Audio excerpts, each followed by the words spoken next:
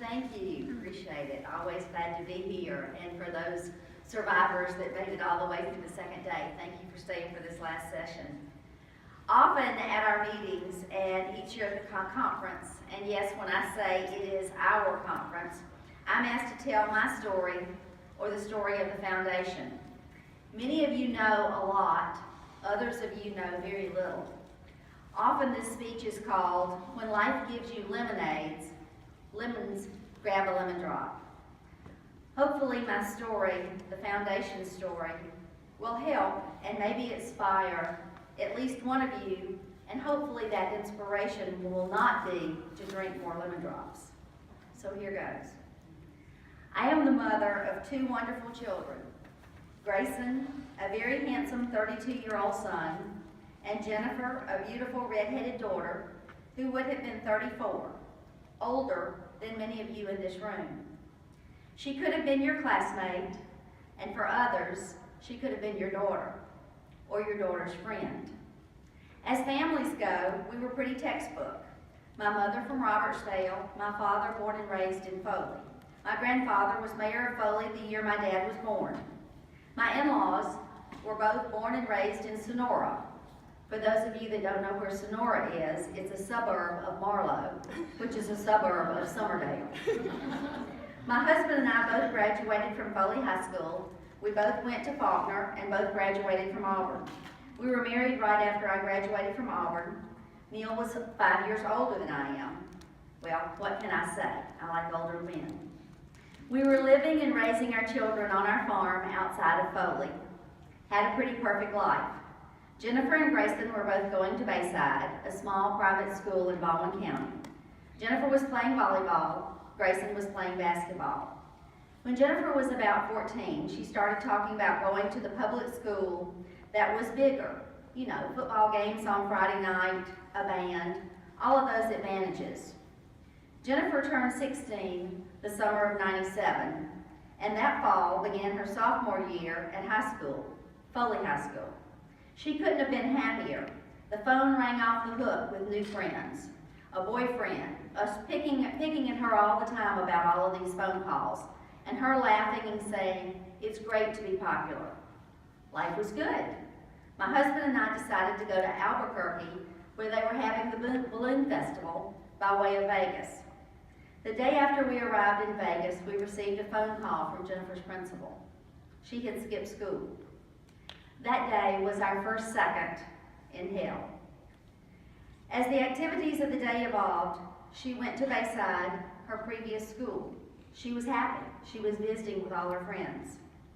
Then she went Halloween shopping. It was October the 2nd. She brought her friends back at the end of the day to band practice, and then she went home. Around 5 o'clock that afternoon, her brother Grayson, 14 at the time, found Jennifer in her room. She had shot herself in the head, and she was still breathing. Life Flight landed at the farm in our horse pasture. We got our call after Life Flight had already taken off from the farm. Then 2 painfully long hours later, another phone call came with the news. Jennifer was gone.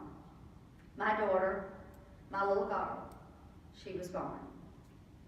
Then there was the autopsy. I had to know. I just had to see. Medically, was she pregnant? You know, there was that new boyfriend. Drugs. She was at that new school. She did have new friends, but there was nothing. Was she bullied? You know, there was a new school, new friends, or maybe it was those old friends. I had so many questions, and I had no answers.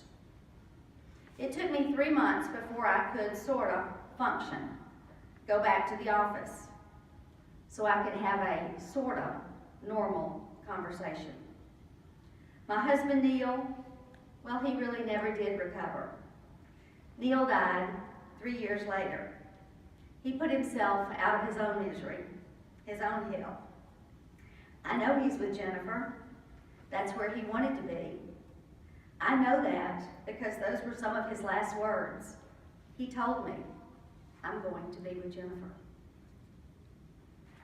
A great American said, "And then you know, this event will forever change your life. It will divide everything into before and after the event." Captain Sully Sullenberger. With the help of great friends that had a great vision, a great passion, in 1998, the Jennifer Claire Moore Foundation was created with a mission of helping the youth of the world navigate life. We were all going to do all in our power to make Jennifer's life a positive legacy. You do have a choice. It does define you, and it does strengthen you. A legacy of Jennifer's life, not how she died, of her life. We knew we could not stop suicide, but things like a phone call from one of Jennifer's best friend's mother, who said, "Well, Jennifer mentioned suicide to Andrea, but well, she didn't want to tell you. She didn't know what to do.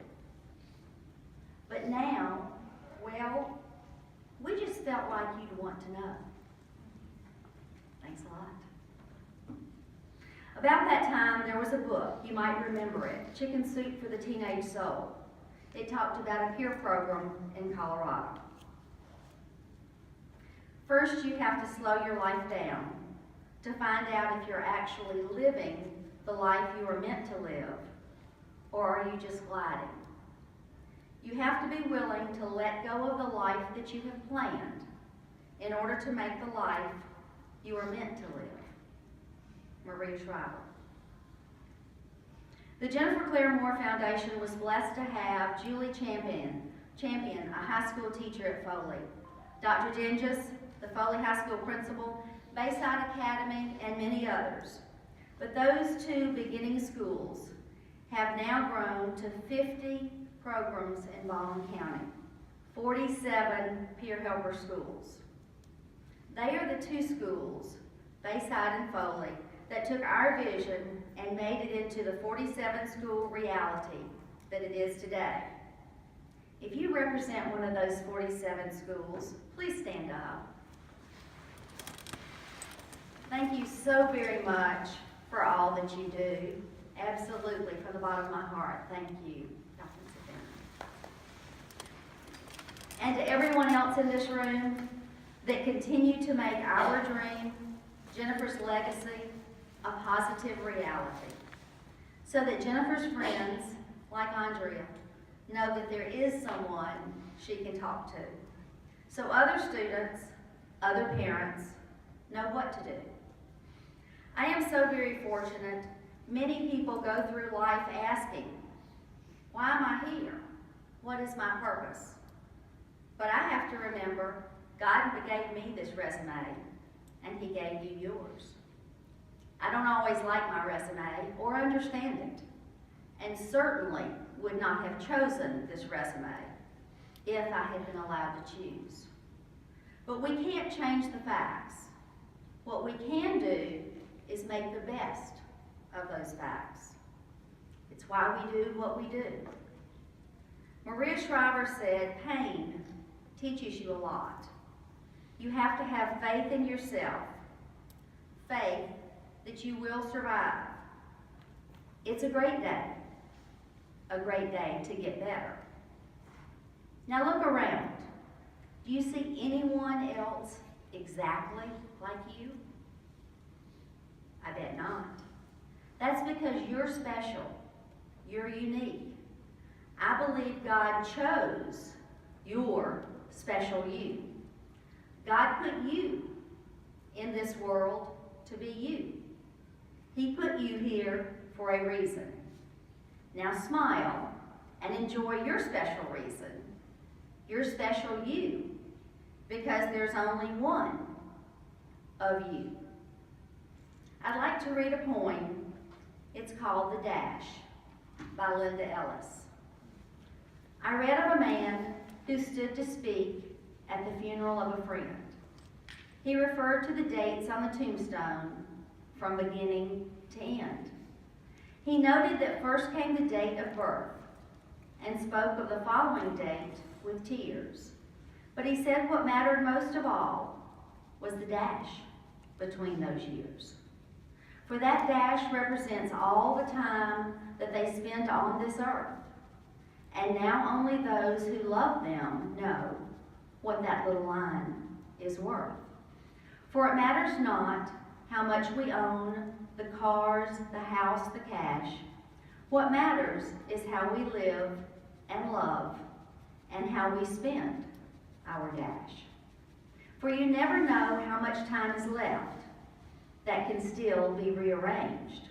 If we could just slow down long enough to consider what's true and real, and always try to understand the way other people feel. And be less quick to anger and show appreciation more, and love the people in our lives like we've never loved before. If we treat each other with respect and more often wear a smile, remembering that this special dash might only last a little while. So when your eulogy is being read and your life's actions are being rehashed, would you be proud of the things that they say about how you spent your dash?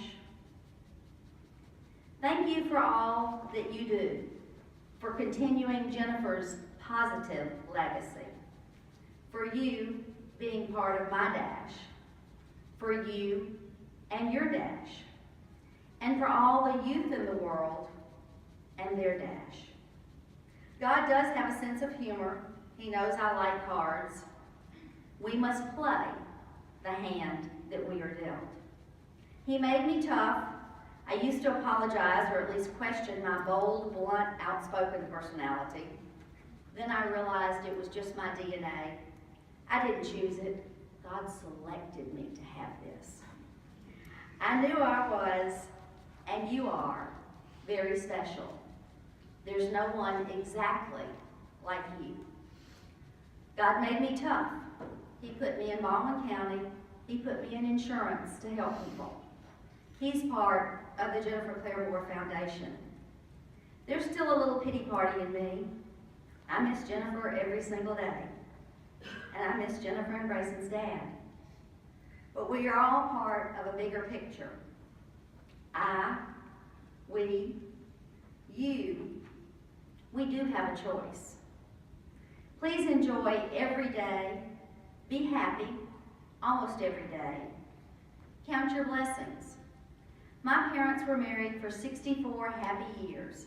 My mom lived a vibrant life for 89 of those years. For those of you who don't know, we lost Jennifer and Grayson's Graham this past May. My dad is 90 and still goes to Biloxi every Tuesday. Neil's mother, Meemaw, is 93. She's very active and independent, who still enjoys working in her garden. Grayson, 32-year-old bachelor. Allison, somebody's changed my notes. It says attached bachelor. Grayson works in the family insurance business and is happy. Happier than he's ever been in a long time, many years. Thank you, Allison. And yes, I married Carl, my childhood's friend, who's from up north, Bay Minette. Life is good. Now go turn those lemons into lemon drop martinis. Have a drink and hang on. It's gonna be one hell of a ride. So enjoy the ride. On behalf of Jennifer, Grayson, Neil, my husband Carl, Allison and Megan, the entire Jennifer Claire Moore board, and all the youth of the world, thank you for all that you do, because you are truly superheroes. And oh yes, thank you from Jennifer and Grayson's mom. Thank you.